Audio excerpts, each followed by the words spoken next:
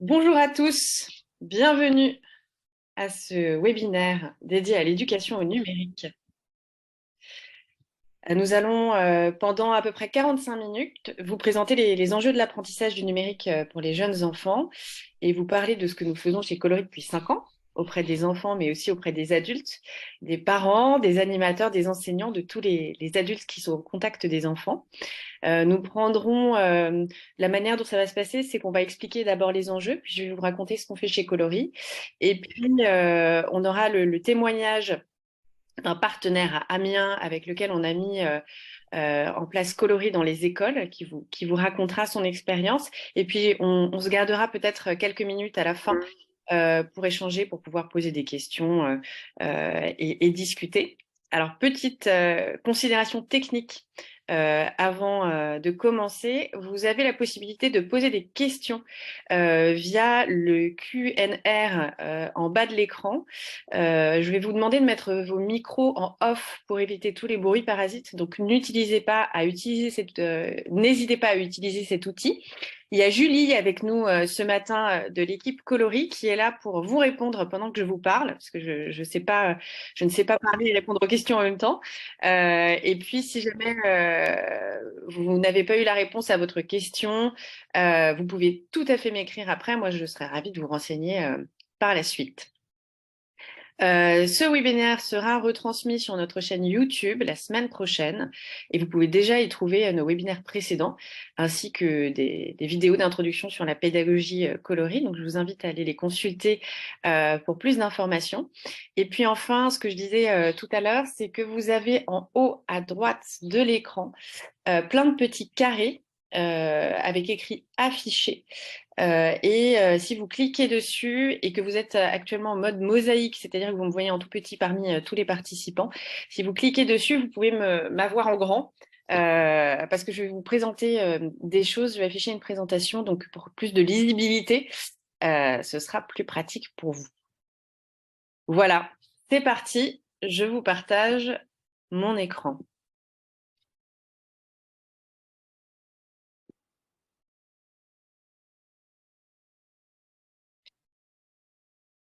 Hop.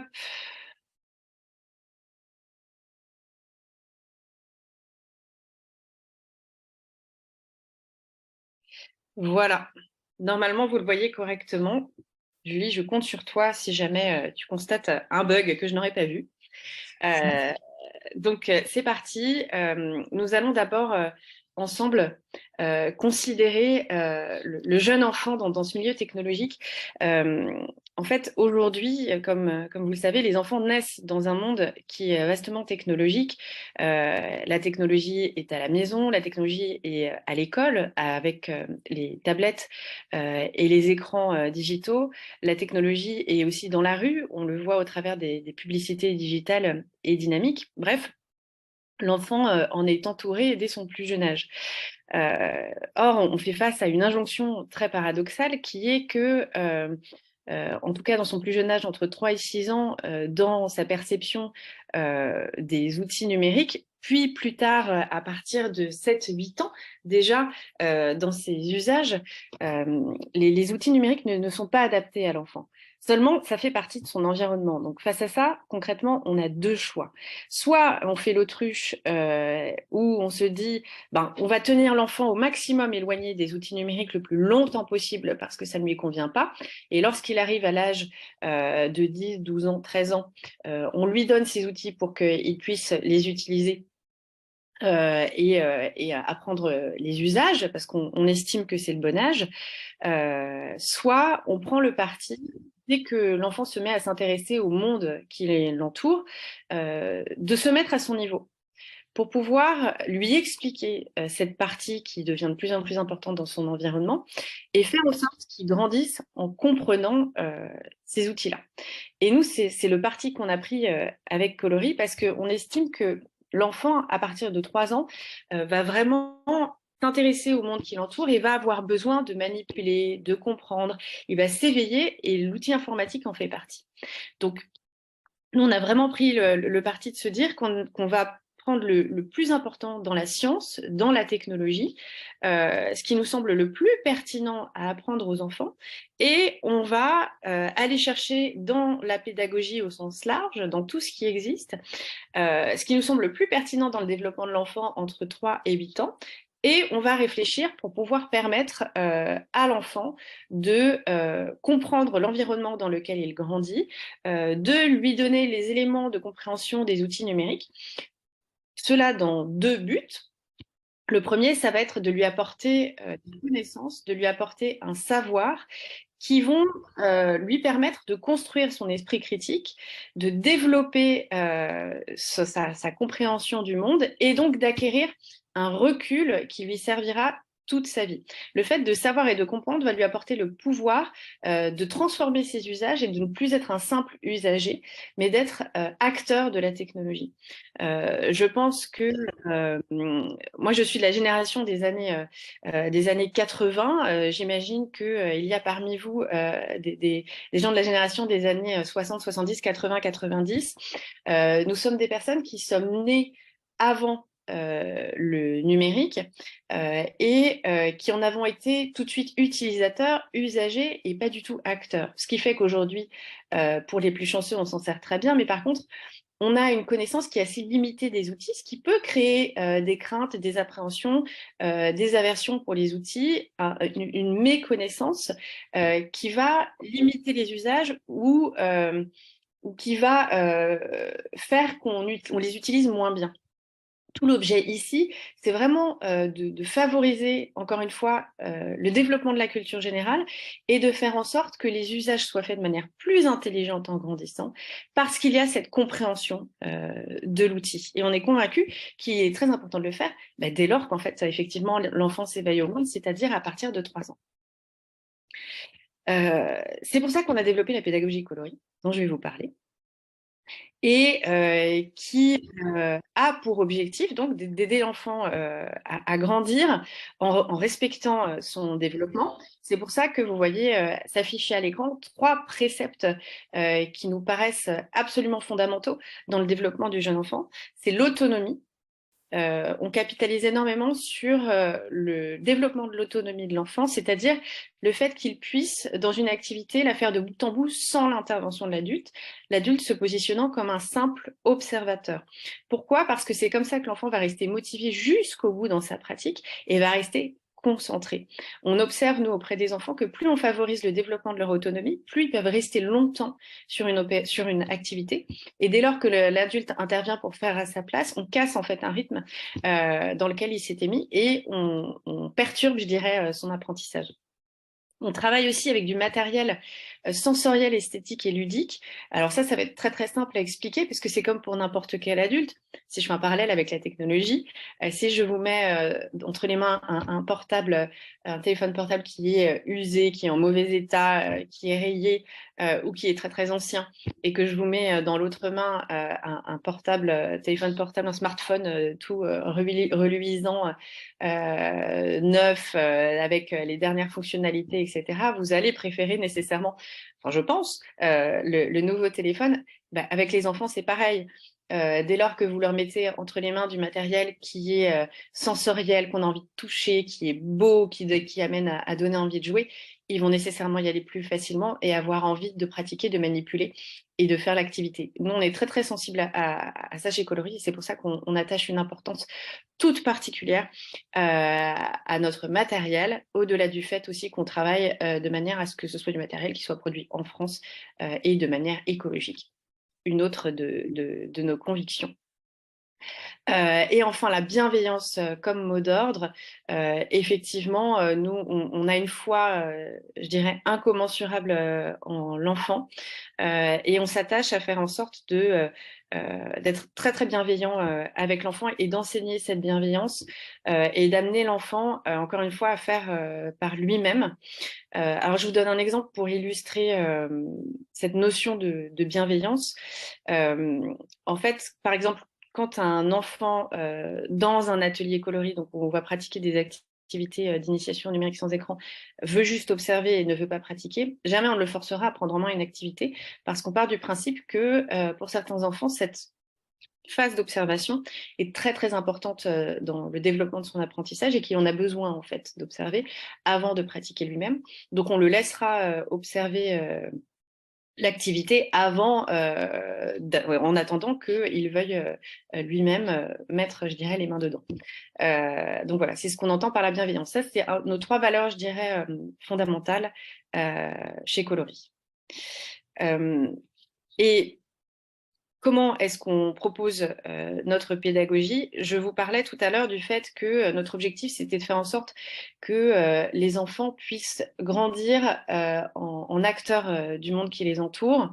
Il y a un deuxième levier qui est absolument fondamental pour nous. Pour nous, c'est une mission. Alors, nous sommes une entreprise, une entreprise sociale, solidaire d'utilité sociale, dite ESUS. C'est un label qui nous a été donné par l'État parce que nous sommes très attachés à non pas aider l'enfant à grandir intelligemment dans un monde technologique, mais à aider tous les enfants. Et on s'attache énormément à aller là où ils sont.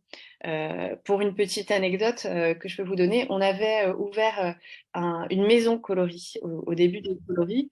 On existe depuis 5 ans. Et dans cette maison coloris, on accueillait des familles le week-end pour des ateliers parents-enfants. Qui fonctionnait très bien, c'était super chouette. Mais on s'est rendu compte, en fait, au bout de quelques mois, que nous n'accueillions que des papas qui étaient développeurs et qui venaient avec leurs petits garçons. Donc, on n'avait aucune fille. Et puis surtout, c'était un public très, très homogène, de gens déjà aguerris, déjà acculturés au numérique.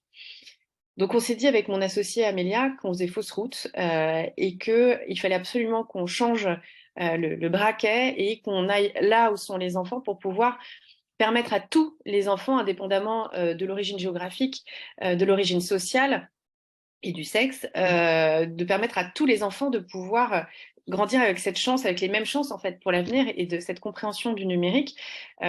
Notre objectif n'étant absolument pas de faire en sorte que tout le monde devienne développeur. Je suis navrée, mais vos enfants ne sauront pas à la fin de ce webinaire coder un site, développer un site en JavaScript. Par contre, c'est très important qu'ils aient tous cette compréhension, à la fois pour leur donner le goût des sciences, les amener à un peu plus apprécier les mathématiques, surtout les filles qui sont trop peu présentes dans ces filières-là. Donc, par le jeu, de leur donner les goûts des sciences et de la technologie, et puis peut-être favoriser le développement de carrière chez des publics qui n'y auraient pas eu accès parce qu'ils n'avaient pas cette culture-là, la confiance en eux et la capacité de se dire, moi, je suis capable de devenir développeur ou de travailler dans le numérique. On ne sait pas du tout de quoi seront constitués les métiers dans 20 ans. Et avoir cette corde à son arc, qu'on l'utilise ou pas, ça permet à tout le monde d'avoir les mêmes chances pour l'avenir. Et c'est pour cette raison qu'on va à l'école depuis 5 ans. Donc, on travaille aujourd'hui avec une 50aine de communes et avec des écoles, avec des enseignants en particulier, et on travaille aussi avec des parents, donc avec vraiment tout type de profil qui souhaitent donner cette chance aux enfants de son entourage. Donc, comme je vous le disais, j'ai anticipé mon propos. Notre mission, c'est vraiment d'aller là où sont les enfants et on est vraiment fiers aujourd'hui, effectivement, de collaborer avec tout type de communes un peu partout en France, en zone rurale, dans des grandes villes, avec des cités éducatives, avec les orphelins d'Auteuil et puis même à l'étranger auprès de populations en difficulté dans des pays en développement. Donc, je vous ai parlé beaucoup de théorie, mais vous devez vous demander à quoi ça ressemble. Des activités coloris. Enfin, j'espère, en tout cas. Ça voudrait dire que vous êtes intéressé par le propos. Donc, je vous propose de vous embarquer dans un atelier avec moi. Alors, quand vous rentrez dans un atelier coloris, votre animateur va rassembler, vous êtes un enfant, vous avez, allez, on va dire 5 ans. Votre animateur va vous proposer de vous asseoir en cercle pour écouter un conte. Si vous êtes un petit peu agité, parce que, mine de rien, on est mardi, la journée a été longue, les récrés trop courts, on est en fin de journée, donc vous êtes un petit peu énervé, votre animateur ou votre animatrice va vous proposer de prendre quelques minutes pour se recentrer à l'aide de notre partenaire Petit Bambou et va vous inviter à vous concentrer et à être dans l'instant présent. Donc c'est concrètement une petite séance de méditation qu'on fait avec les enfants. Pourquoi? Parce que les écrans ont un effet très délétère sur la concentration des enfants et en fait c'est un outil qu'on leur donne qu'ils pourront utiliser ou pas tout au long de leur vie. Lorsqu'ils auront besoin de se reconcentrer et pour compenser justement cet effet délétère des écrans que nous, même en tant qu'adultes, on subit également. Donc on va leur donner ce petit outil pendant 2 minutes, on va les apprendre à se reconcentrer sur le moment présent. Et une fois que tout le monde est ensemble, c'est aussi une manière de se dire bonjour et de se remettre dans le groupe, je dirais.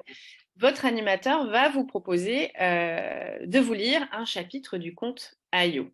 Alors Ayo, c'est un conte qui a été écrit par Amélia, mon associée, et qui va en 5 chapitres traiter des grands sujets du numérique. Et donc, le premier chapitre, par exemple, va être sur les algorithmes. Alors, je vais vous faire un petit spoiler et je vais vous raconter un petit peu le développement de ce chapitre-là. Dans ce premier chapitre, les enfants, donc, vous voyez ici Pierrot et il a son amie Justine, vont recevoir un petit robot qui s'appelle Ayo dans une boîte et il va falloir faire sortir Ayo de la boîte pour pouvoir jouer avec lui. Et pour ce faire, il va falloir lui donner un certain nombre d'instructions. Il faut le faire sortir par lui-même. Donc les enfants vont lui donner des instructions, mais ça ne va pas marcher parce qu'ils ne vont pas les donner dans le bon ordre. Et ensuite, ils vont parvenir à faire sortir le petit robot de la boîte en lui donnant des instructions dans un ordre précis pour pouvoir aboutir à un résultat. Et je vous le donne en mille, ça s'appelle un algorithme. En fait, par le biais de ce conte, on explique à la fois, on permet à la fois aux enfants de s'échapper par l'imagination, de s'identifier aux héros, donc d'aborder ces notions numériques en pouvant s'identifier aux héros, et surtout quelque chose de fondamental, on explique aux enfants que il n'y a pas besoin d'écran en fait pour comprendre le numérique. Alors je me rends compte que je ne l'ai pas dit, et c'est quand même fondamental, c'est que toutes nos activités sont absolument sans écran. Scolory, c'est une pédagogie qui ne fonctionne que par le conte et par le jeu, et nous n'utilisons aucun écran parce qu'on n'a pas besoin d'écran pour comprendre les notions numériques et elles sont absolument accessibles à tous. Donc c'est l'illustration par exemple de ce conte. Et, une fois qu'on a lu le chapitre aux enfants, l'animateur va inviter chacun des enfants à choisir une activité qui va être disposée en différents pôles et qui va être reliée au conte qu'on vient de lire. Vous avez ici l'exemple avec les algorithmes. Après avoir lu le chapitre, on va inviter l'enfant à choisir une activité, par exemple, entre les algos du quotidien, programmer Cubeto et ses toiles robots, qui vont illustrer, vont pouvoir manipuler le concept qu'ils auront vu lors de l'histoire. Donc, je vais vous expliquer rapidement les 3 activités. Alors, les algos du quotidien, ça va sûrement vous parler, en fait. Donc, on explique effectivement aux enfants que si j'ai des enseignants parmi vous, vous allez reconnaître cette activité parce que vous la faites avec les enfants, mais sans la relier. Peut-être que certains le font, mais en théorie, on ne la relie pas spécifiquement au numérique. Donc, je vous l'expliquais, un algorithme, c'est une suite d'instructions faites dans un certain ordre pour aboutir à un résultat. C'est des instructions qu'on va donner à l'ordinateur pour qu'il puisse exécuter une action. Et donc, on explique aux enfants que, en fait, des algorithmes, ils en font toute la journée, au quotidien. Et on leur permet d'intégrer cette notion par des activités classiques de la vie de tous les jours. Par exemple, lorsqu'ils se lavent les dents. Lorsque vous vous lavez les dents, vous mettez du dentifrice sur votre brosse à dents, vous la passez sous l'eau, vous la mettez dans la bouche, vous frottez, vos dents sont propres. Si vous devez faire les instructions dans ce sens-là. Si vous oubliez de mettre du dentifrice sur votre brosse à dents et que vous la mettez directement dans la bouche et que vous frottez, vos dents ne seront pas propres. Donc, le résultat escompté n'a pas été obtenu. Vous avez créé un bug. Donc, on a plein de petites activités du quotidien comme ça qu'on va présenter aux enfants pour leur expliquer cette activité, cette notion d'algorithme. Vous voyez au centre un robot qui s'appelle Cubeto. C'est un petit robot en bois auquel l'enfant va donner des instructions de direction pour l'orienter sur une nappe. Ça, c'est exactement la même chose que dans le chapitre de Ayo qu'on aura lu. L'enfant va vraiment matérialiser cette notion d'algorithmie en donnant une suite d'instructions pour pouvoir aboutir à un résultat qui est de faire se déplacer le robot sur la nappe. Et c'est toi le robot, ça va être une activité où l'enfant va se déplacer et va faire le robot par lui-même avec un instructeur qui va lui donner un algorithme. Donc, à l'aide de couleurs, l'enfant va avoir des foulards aux poignets et aux chevilles.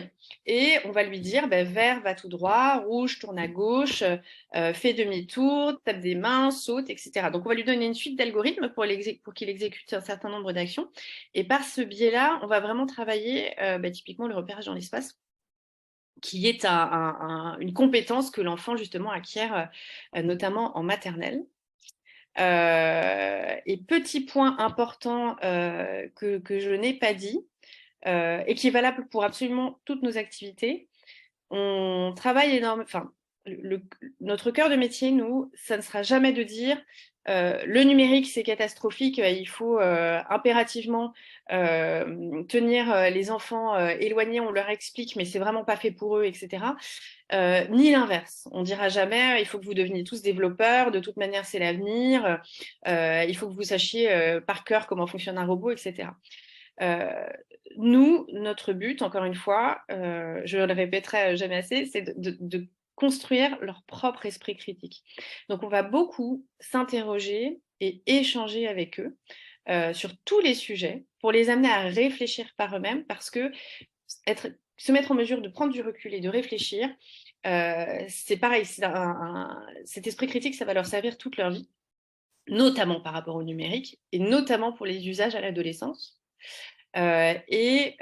Typiquement, dans Ayo le robot, on va s'interroger, lorsque le robot sort de la boîte, si il peut être content ou triste d'être sorti de sa boîte. Donc, est-ce qu'il a des sentiments? Et on va aborder le sujet, donc justement, du fait que le robot est un objet, et que si l'adulte ou la personne ne lui donne pas une suite algorithmique pour qu'il exécute une action, il ne se passe rien. Et c'est de cette manière-là, notamment, qu'on aborde aussi l'intelligence artificielle. Et on va aussi réfléchir aux usages des écrans, etc. J'avance parce que je pourrais vous en parler des heures et je vois qu'il est déjà 9h27. C'est de cette manière-là qu'on aborde beaucoup de notions.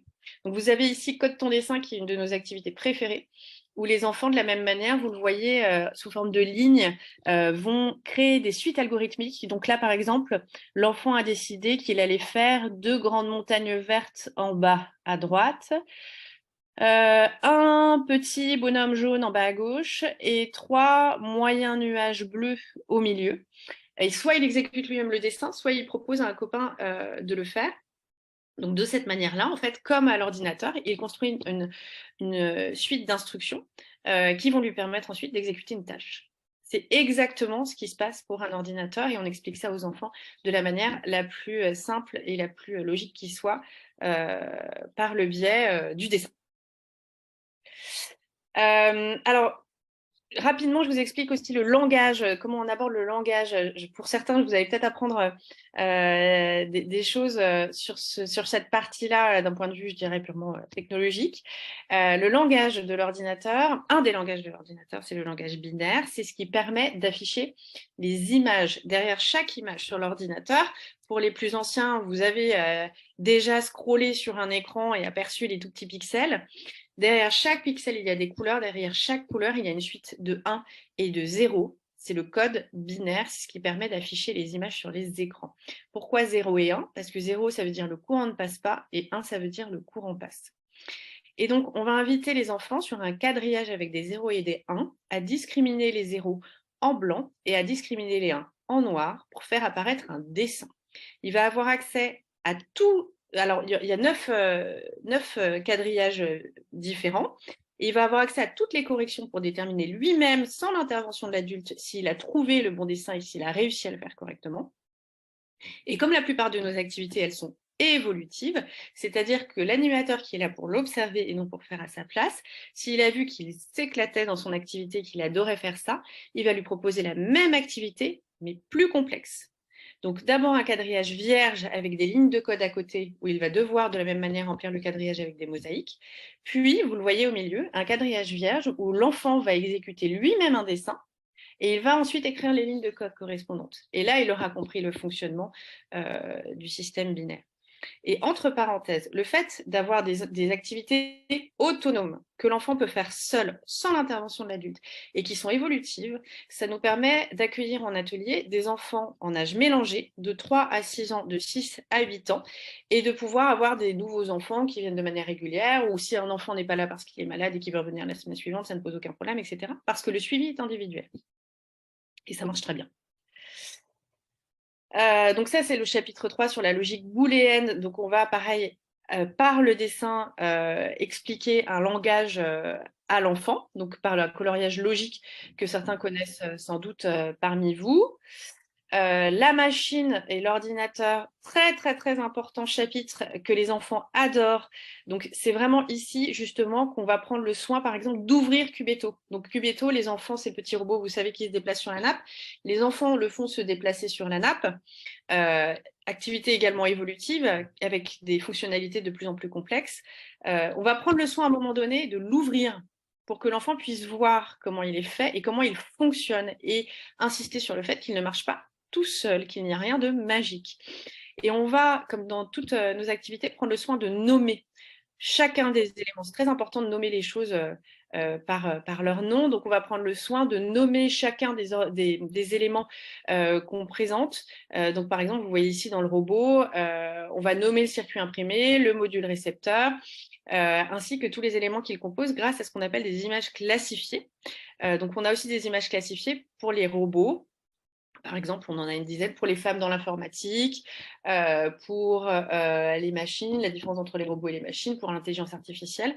Tout type de carte, en fait, qui présente, je dirais, un éventail large de ce qui existe dans un domaine. Donc, vous voyez ici sur les robots, on va présenter tous les robots à l'enfant et on va échanger avec eux sur l'utilité, la nécessité de leur présence, comment ils s'appellent, etc. Ça, c'est une activité qui plaît beaucoup aux enfants.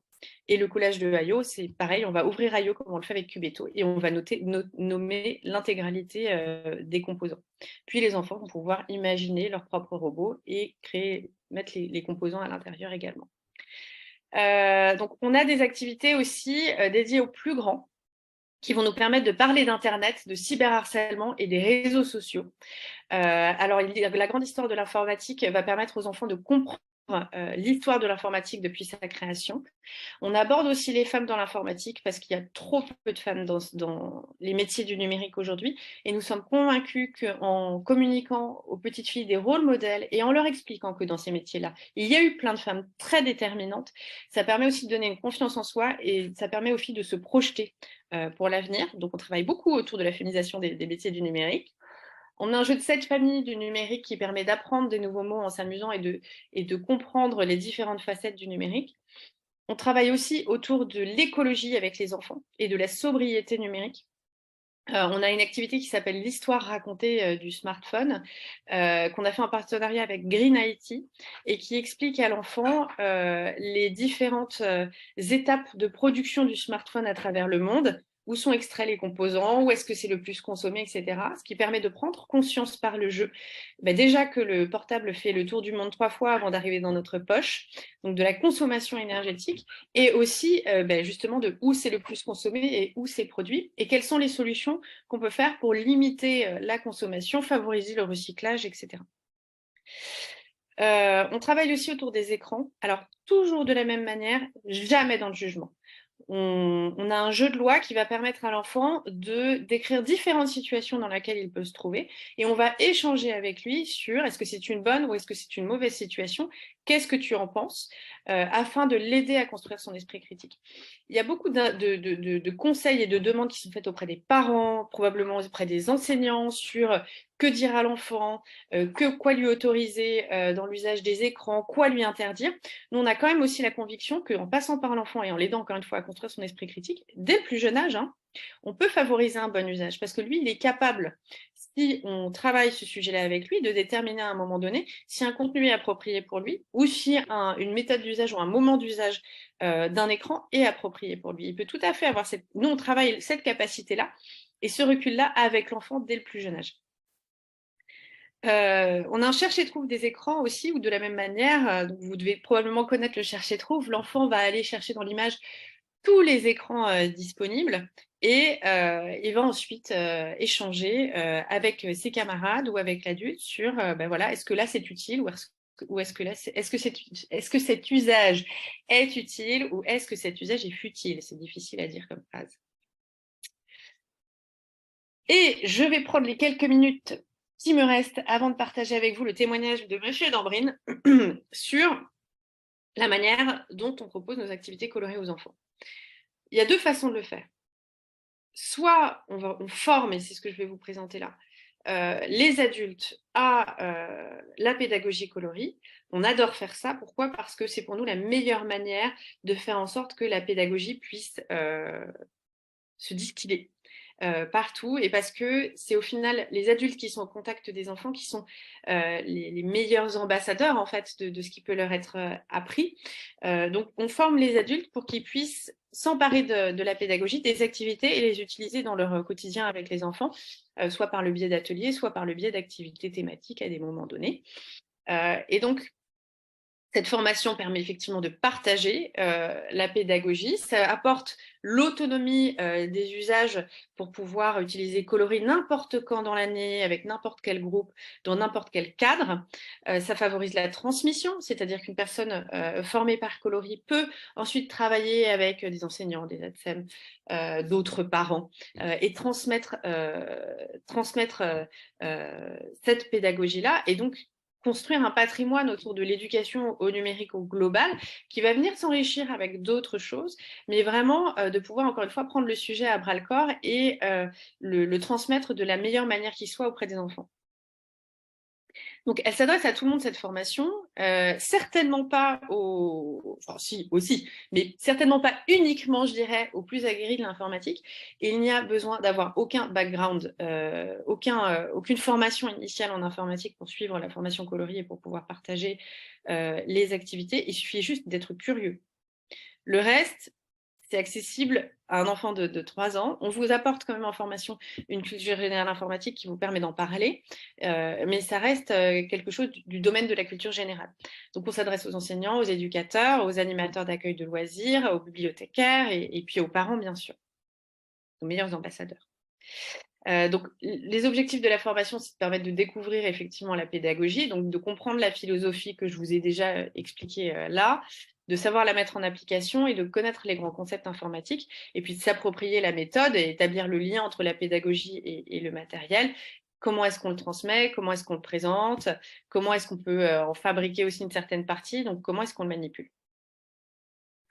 On vous donne, si vous en avez besoin et si vous le souhaitez, alors vous aurez toujours des fiches pédagogiques avec le matériel, c'est-à-dire qu'après la formation, chaque activité a une fiche qui va déterminer l'âge, le temps de l'activité, le nombre d'enfants, l'objectif, comment ça marche, etc. Donc ça, vous avez toutes les fiches pédagogiques liées aux activités, et puis on vous donne aussi des outils de communication si vous en avez besoin, notamment si vous travaillez en centre de loisirs et que vous avez besoin de communiquer auprès des parents. On vous donne aussi des vidéos tutoriels suite à la formation qui vous permettent de vous remettre dedans si vous avez un petit doute sur les activités. Donc ici, la présentation de l'activité image classifiée des robots dont je vous parlais tout à l'heure. On vous donne un cahier de préparation aussi, parce que quand on est formé, c'est difficile de mettre le pied à l'étrier une fois qu'on se retrouve seul face à un groupe d'enfants pour ceux qui animent avec un groupe d'enfants. Donc, on va vous aider à préparer les premiers ateliers pour que vous n'ayez plus qu'à ouvrir votre cahier, à sortir les activités, et puis c'est parti. Et on vous propose aussi des coachings par SMS si vous le souhaitez, avec des vidéos, des conseils, etc., pour faciliter votre pratique. Et puis une malle de matériel facile à mettre en place avec le partenariat Petit Bambou pour pouvoir utiliser les activités auprès des enfants. Si vous ne voulez pas vous former et que vous voulez proposer des ateliers dans votre école, dans l'école de votre enfant, dans votre centre de loisirs, dans votre commune, on propose des ateliers qu'on anime nous-mêmes. On a 30 animateurs à l'heure actuelle qui parcourent la France, pour ne pas dire le monde. La France, c'est déjà bien pour pouvoir proposer des ateliers coloris.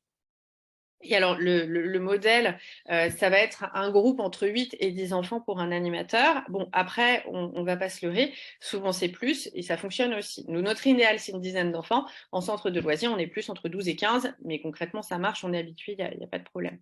Un atelier va durer 1 heure à 1 heure et demie. Et comme je vous le disais, ce sont des activités qui vont être autonomes et l'adulte va être là pour suivre chacun des enfants de manière individuelle et s'assurer que tous aient accès à toutes les activités qu'ils souhaitent. Le matériel est pris en charge par Coloris, donc c'est-à-dire que quand vous faites un atelier coloris, l'animateur vient avec tout le matériel nécessaire. On va juste avoir besoin d'un espace de 15-20 mètres carrés avec des tables et de l'espace au sol. Et donc ces ateliers, concrètement, encore une fois, comme ce sont des activités autonomes, ça peut être un atelier à la découverte qui va durer 1 heure où les enfants vont toucher du doigt concrètement les concepts de l'informatique. Ça peut être des ateliers au trimestre avec un groupe, voire des ateliers à l'année avec un ou plusieurs groupes d'enfants. Et on fait aussi des journées du numérique, c'est-à-dire qu'on va au sein des écoles où on va s'installer sous le préau, dans la bibliothèque, pendant toute la journée. Et les classes vont venir nous voir pendant 1 heure et demie pour manipuler le matériel, le découvrir. Et on va envoyer au préalable à l'enseignante le conte de Hayo le robot et quelques activités pour qu'elle puisse introduire déjà les notions auprès des enfants et qu'ensuite ils puissent les manipuler avec les animateurs coloris et après en reparler en classe. Ce qui nous permet de manière assez simple de faire une introduction globale à cette notion-là et de déjà planter une petite graine auprès des enfants. La communication, oui, alors très important, on distribue des diplômes aux enfants et ça paraît anodin, mais c'est très important parce que c'est aussi un moyen de communication auprès des parents et des familles et de l'entourage sur ce qui est fait avec Coloris en classe et donc d'insuffler cette notion d'éducation au numérique aussi à la maison. Les enfants repartent souvent avec des activités aussi à faire à la maison pour qu'ils puissent les faire avec leurs parents, encore une fois, pour introduire cette notion d'éducation numérique à la maison. L'affiche, je vous l'ai montré tout à l'heure. Les résumés des ateliers aussi qu'on propose après chaque session pour informer, dire ben voilà, il y a eu tant de petites filles, tant de petits garçons, on a proposé tant d'activités, il y a eu tant d'enfants par groupe, ils ont adoré ça, ils ont moins aimé ça, etc. On prend grand soin à faire un bilan à chaque fois à la suite de nos ateliers pour partager avec nos partenaires sur la manière dont ça s'est passé. Et puis, avant de vous demander si vous avez des questions, quelle heure est-il? 42. Je vais vous partager, et il nous restera une petite dizaine de minutes, je vais vous partager le témoignage de Monsieur Dambrine. Hop.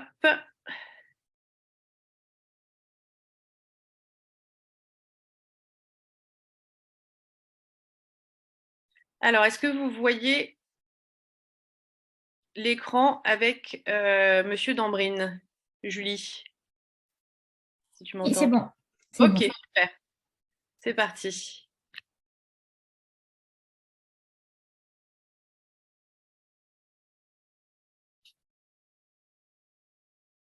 Il y avait eu des courriers envoyés, donc je suppose que vous les aviez envoyés à l'ensemble des collectivités territoriales et notre élu avait reçu ce courrier et avait trouvé la démarche, le fond de l'information intéressante et avait demandé à ce que je me rencontre. Et donc à l'époque, j'avais regardé un petit peu ce qu'il y avait derrière cette formation et ce qui nous intéressait, nous, c'était justement cette culture générale du numérique qui regroupait à la fois le codage, la robotique, l'accès à l'informatique et sans écran, puisque c'était aussi une problématique qui est d'actualité auprès de nos jeunes enfants. Et quand on parle des jeunes enfants, on peut même parler au niveau des enfants d'âge maternel.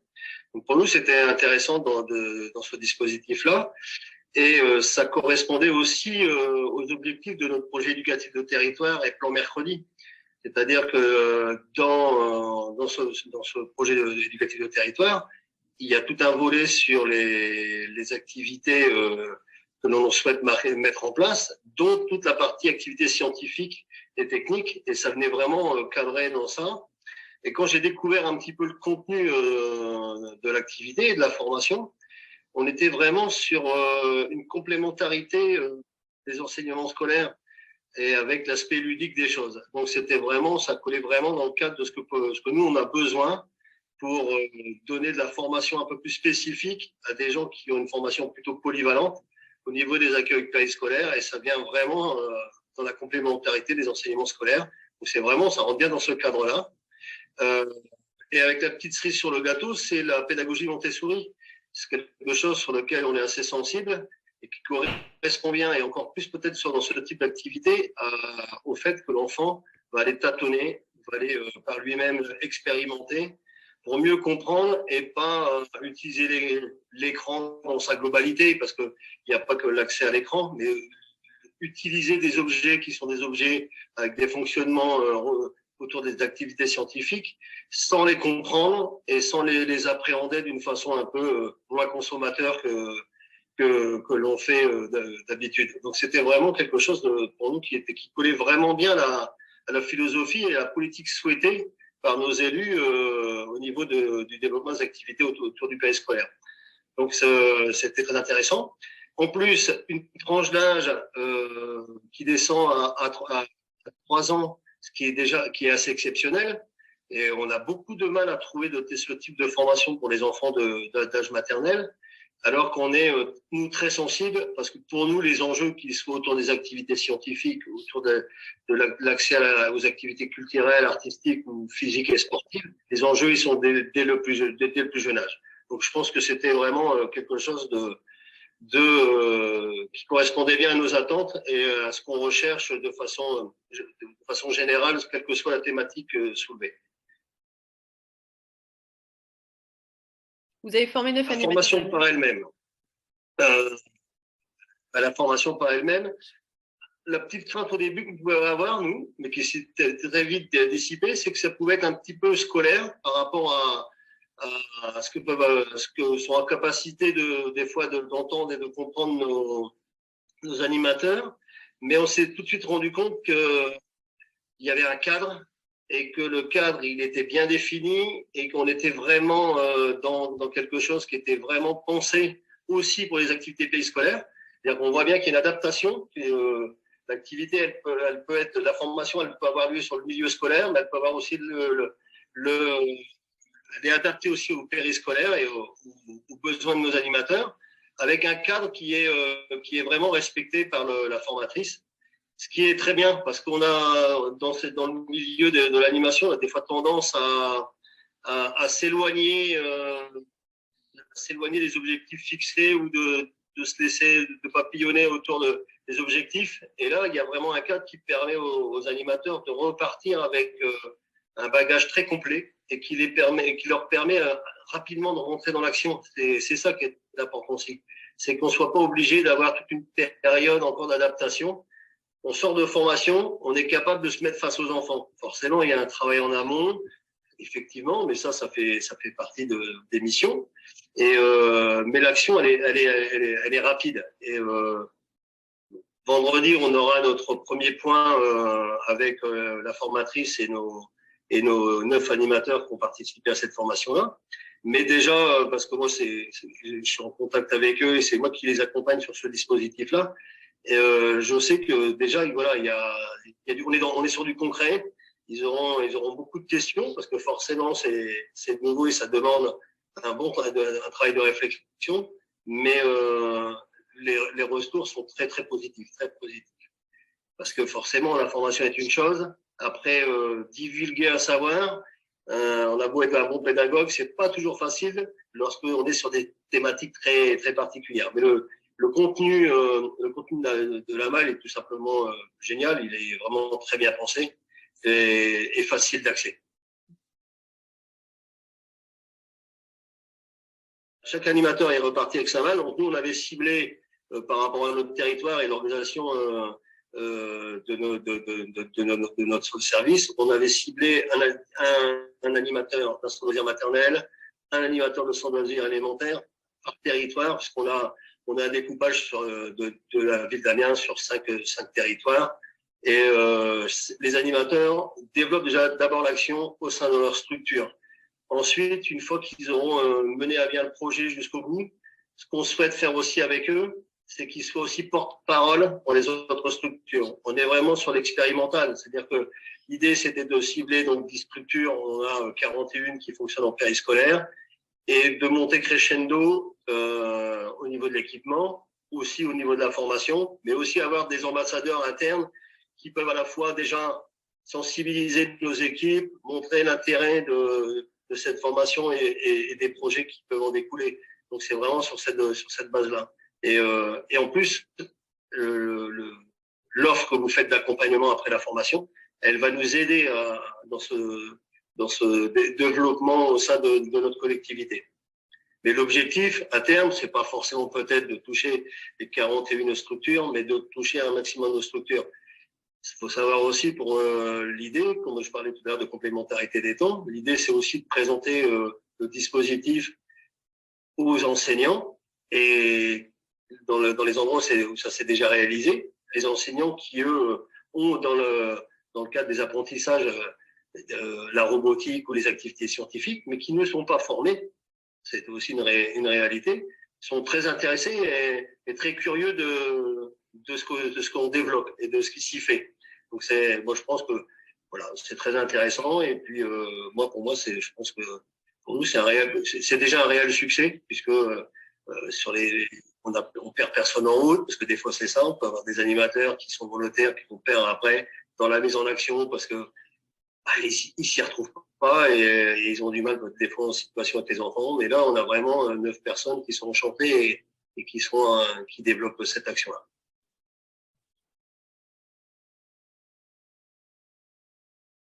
Pour moi, je recommande à la fois aux animateurs périscolaires. Je pense que c'est vraiment la formation est vraiment adaptée et je pense que le sujet d'actualité et il n'y a pas que la lutte contre l'utilisation des écrans, c'est la compréhension et aussi l'utilisation des algorithmes, etc. On est vraiment sur quelque chose de ludique, mais qui permet justement à l'enfant d'appréhender des enseignements qui sont scolaires. Hein. Et de fait, je pense que c'est quelque chose qui pourrait intéresser les enseignants. Après, il faut arriver à rentrer, à pousser les portes de l'éducation nationale, mais c'est quelque chose qui peut se développer, au niveau du temps scolaire aussi, quoi. Hein. Ça dépend après. Voilà, nous on cherche la complémentarité, on travaille pas du tout à un moment. On peut avoir des projets partagés avec l'école, mais chacun a son précaré. Hein. Mais franchement, là, c'est un outil qui peut aussi servir au niveau des écoles. Et on regardait un petit peu, alors moi je suis moins pointu que maintenant ces fameux animateurs, mais on est sur du 3-8 ans, on pourrait être sur du 3-10 ans facile. Hein, je veux dire, je pense que en fonction de la capacité des enfants, il y a pas mal de choses qui sont aussi adaptables et qui sont utilisables à une tranche d'âge pour nous jusqu'à 10 ans. C'est le retour que font nos animateurs. Voilà. Alors, il nous reste 7 minutes qu'on va mettre à profit. Est-ce que déjà certains d'entre vous ont des questions? Si vous avez des questions, vous pouvez lever la main.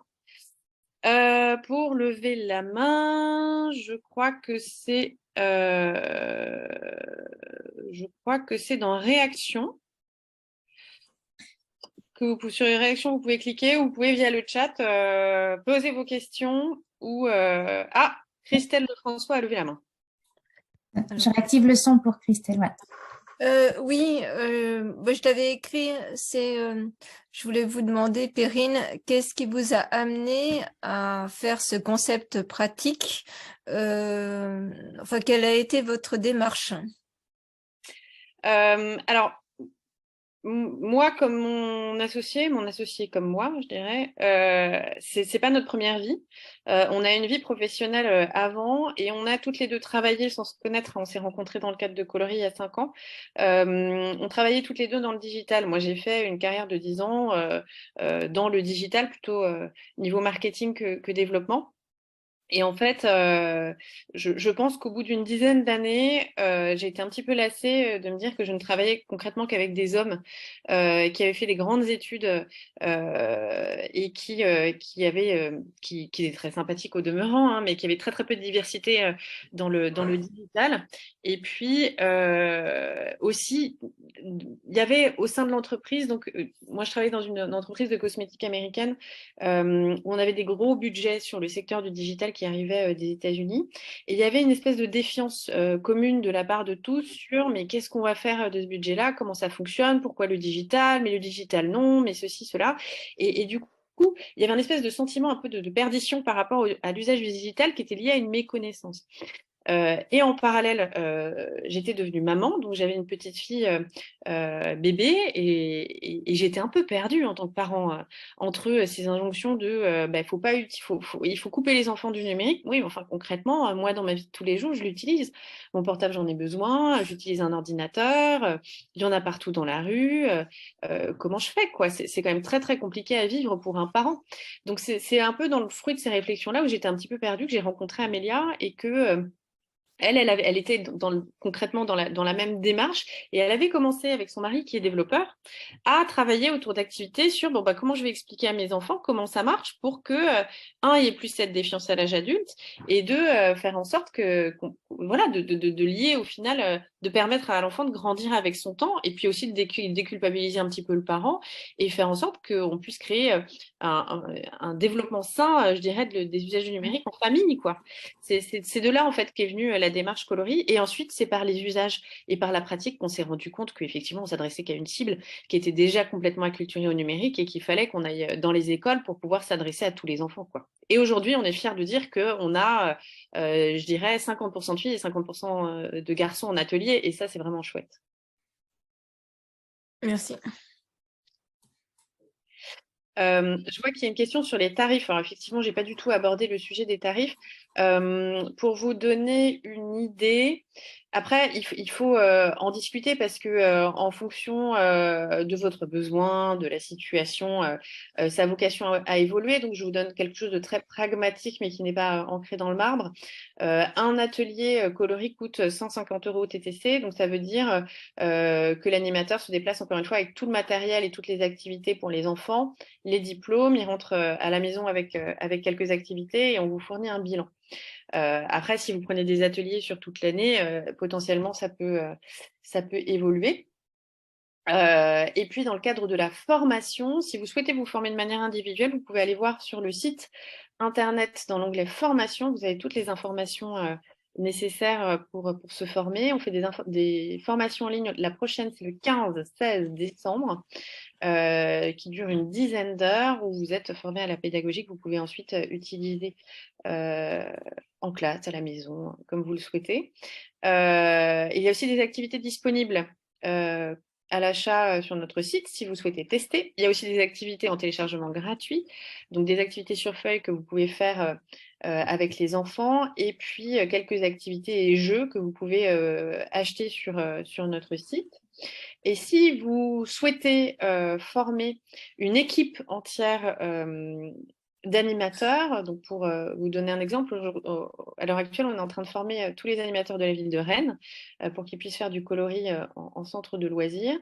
Si vous souhaitez former des groupes, c'est tout à fait faisable. Il y a une vidéo d'ailleurs sur notre chaîne YouTube à ce sujet. Fabienne, notre directrice de formation, se déplace pendant 2 jours et on vous livre des malles de matériel à destination du personnel formé. Et pour former une quinzaine de personnes et fournir les malles adéquates, il faut compter un budget aux alentours de 5 000 €. Mais encore une fois, écrivez-moi et on en parle. Mon adresse email, c'est perrine, P-E-2-R-I-N-E, @coloris.fr. Et vous pouvez aussi écrire à Garance, G-A-R-A-N-C-E, @coloris.fr, qui se fera un plaisir de vous répondre. Et si vous voulez aussi recevoir parce que je vois dans les demandes Françoise Angers, j'espère que je prononce bien son nom de famille, qui demande si on a une grille tarifaire et une plaquette d'atelier. Oui, On a des plaquettes, on a des documents si vous voulez qu'on vous envoie des choses. N'hésitez pas à nous demander et on peut vous envoyer des choses à partager avec vos équipes. Perrine, il y avait également des questions sur la gestion des âges différents au cours d'un même atelier. Ouais. Ben, en fait, comme les activités, en fait, nous, et après je vous laisse, je vois qu'il est 10 heures. On ne gère pas tant les enfants par âge que par intérêt et niveau de compréhension. Donc, ça nous arrive d'avoir des enfants. Alors, généralement, les tout petits, ils restent entre eux pour des raisons pratiques. Donc, des petites sections, être entre petites sections ou avec des moyennes sections. Mais ça nous arrive très régulièrement d'avoir des moyennes sections et des grandes sections, voire des petites, moyennes et grandes sections ensemble, et des CP, CE1, voire des CP, CE1, CE2 ensemble. Comme les activités, en fait, sont individuelles, l'enfant va choisir et puis il va pouvoir avancer de manière individuelle dans son activité. Donc, le fait d'avoir des âges différents, c'est pas du tout problématique. Au contraire, c'est vertueux parce qu'on va avoir des grands qui vont comprendre plus vite une activité, qui vont faire le rôle de petit animateur et qui vont expliquer les l'activité à d'autres enfants. Et on voit régulièrement des choses très très chouettes comme ça d'enfants en fait qui s'emparent d'une activité et qui vont expliquer aux plus petits comment elle fonctionne et comment aller jusqu'au bout. Donc concrètement, ça marche. Les mélanges d'âge fonctionnent très bien. Je dirais juste que, par exemple, on va pas mettre des petites sections avec des CP, là, ça marche plus. Ce qui fonctionne bien, ça va être, on va avoir tous les maternelles ensemble et tous les élémentaires ensemble. Ça marche très bien.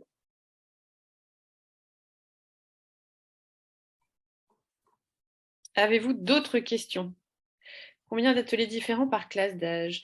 En fait, concrètement, il y a des établissements, encore une fois, nous, on a en tout une 60aine d'activités. Donc, ça nous permet de couvrir un groupe avec un atelier d'1 heure par semaine sur 30 séances, sur un an. Après, la pratique la plus courante, pour pouvoir faire en sorte, par exemple, que sur un centre de loisirs ou sur une ville, on s'adresse à un maximum d'enfants, c'est de s'occuper d'un groupe pendant 7 séances, c'est-à-dire entre 2 périodes de vacances scolaires. Et en 7 séances, on a quand même le temps de lire la plupart des chapitres et de pouvoir aborder la plupart des notions. Donc, on va pas aller aussi loin que lorsqu'on s'adresse à des enfants sur 30 séances, mais ça permet quand même de pouvoir aborder pas mal de notions. C'est la pratique, je dirais, la plus courante qu'on a. Donc, on va travailler sur un an, mais avec, alors je ne saurais pas vous dire en fonction des vacances scolaires, mais en gros, un groupe différent après chaque période de vacances scolaires. Ça fait 7 séances, ça marche bien. Et on fait aussi des stages. Donc, sur une semaine de vacances scolaires, on va voir les enfants 1h30 pendant 5 jours. Ça équivaut pareil à 7 heures. Ça fait 7h30. Ça nous permet de couvrir les mêmes notions.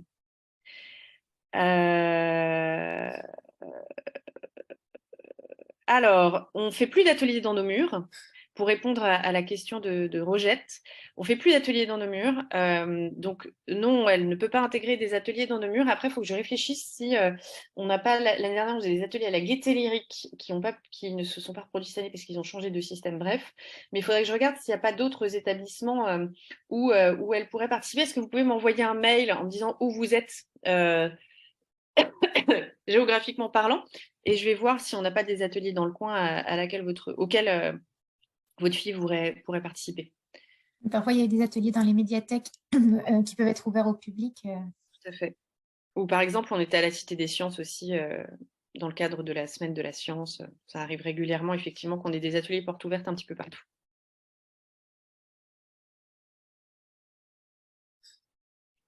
On va s'arrêter là, du coup, parce qu'il est 10h03 et que notre directrice de la formation a une formation derrière, donc elle a besoin de pouvoir partager. N'hésitez pas à m'écrire encore une fois ou à écrire à Garance si vous avez des questions. Je me tiens à votre disposition. Merci pour votre présence. Merci pour votre participation et j'espère à très bientôt.